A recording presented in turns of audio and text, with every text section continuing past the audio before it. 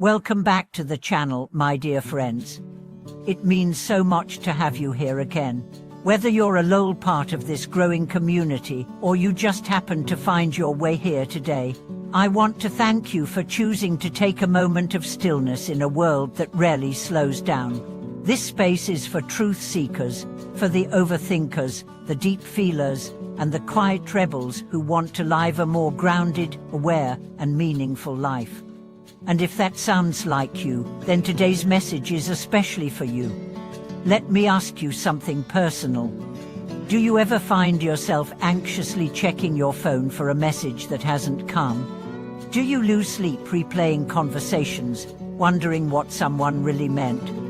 Have you ever stared at the ceiling in the dark, heart pounding, thinking about a future you can't control? If so, you're not broken. You're human.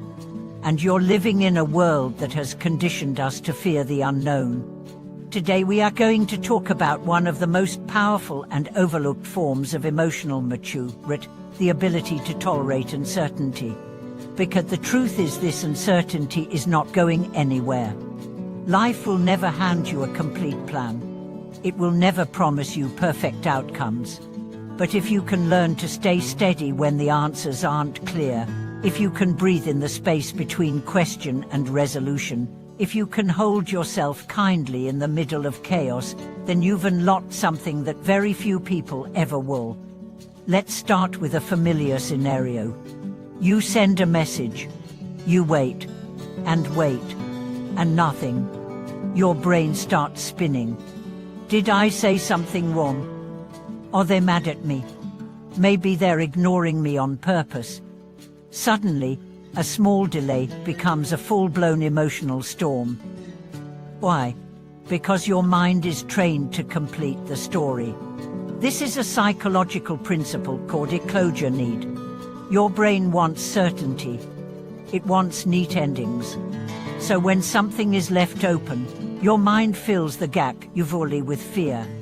And here's the catch. The story your mind creates in that gap is almost always worse than reality.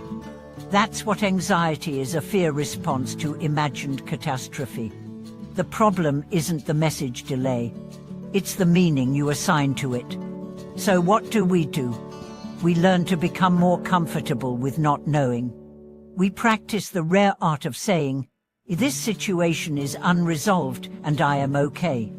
Think of your anxiety like an alarm system. It's trying to protect you, but like a faulty smoke detector, it often goes off when there's no fire. You don't destroy the alarm, you recalibrate it. You teach it what is actually dangerous and what is just unfamiliar. Let me tell you about Mia. She used to panic every time her boss didn't respond to her emails right away. Her heart would race. She'd assume she was in trouble.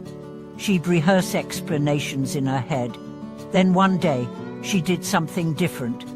She wrote the email, hit send, then closed her laptop. She went for a walk, listened to music, reminded herself no response doesn't mean disaster. It means waiting. It was uncomfortable, but she did it again the next day, and the next.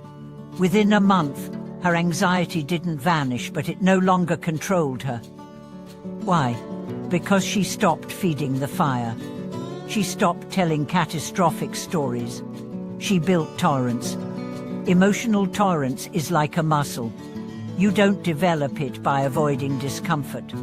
You develop it by staying with it, gently, and learning that it won't destroy you. Another powerful truth is this: your anxiety is often a reflection of your relationship to control. We want to know the plan.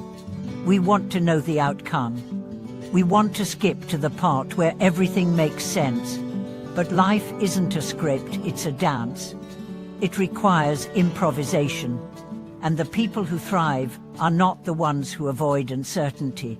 They are the ones who befriend it. Let's talk about something radical, learning to trust the unknown.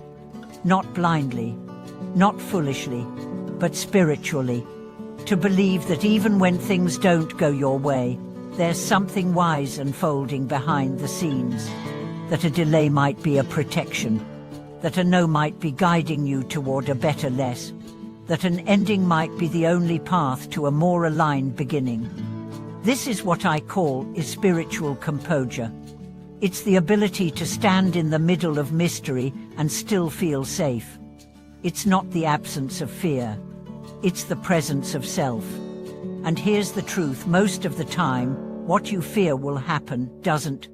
Most of the things you worried about a year ago, they're already gone.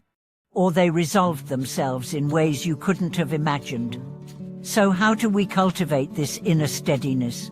Here are some ways that work not as a checklist, but as invitations. First, ground your body when your mind spirals. Breathe deep. Place your feet flat on the floor. Name 5 things you see. Name 4 things you can touch. Name 3 things you hear. Return to the present, because anxiety lives in the future, but peace lives in the now. Second, speak to your fear as if it were a child, because it is. It's a younger part of you that doesn't feel safe. You don't need to banish it. You need to hold it. I say, I know you're scared, but I ain't here. We're okay. This kind of self-parenting is the root of emotional regulation. Third, stop seeking constant reassurance. Every time you chase external validation, you teach your nervous system that safety comes from others. But real safety is built internally. Ask yourself instead, what do I know to be true about me? Anchor into your own consistency. And finally, practice sitting with the unanswered. Write a list of things you don't yet know the answer to. And beside each one, write, this too will become clear. Because it will. Life has a way of revealing itself. Not on your timeline, but in its own perfect rhythm. And while you wait, you live. You breathe. You eat good food. You talk to people who make you laugh. You create. You rest. You build a beautiful life, not after the uncertainty passes, but right in the heart of it. That's the secret. You don't get peace by solving everything. You get peace by trusting yourself to survive anything. Because you will. You already have. My dear friends, your anxiety does not define you. Your fear of the unknown is not a flaw, it's an invitation. An invitation to deepen your trust, to return to your breath, to remind yourself that uncertainty is not the enemy. It's the birthplace of every transformation you've ever wanted. So let go. Just a little. Not all at once. Just enough to feel the air again. To smile without needing a reason. To know that you are doing your best, and that is always enough. Thank you so much for watching this video. If this message calmed something in you or gave you a new way to see your anxiety, I would love to hear your thoughts in the comments. Share your journey. Let's grow together. And of course, please like, subscribe, and support this channel if you find value here. Until next time, breathe gently, hold yourself kindly, and trust what's coming. And as always, thank you for watching this video.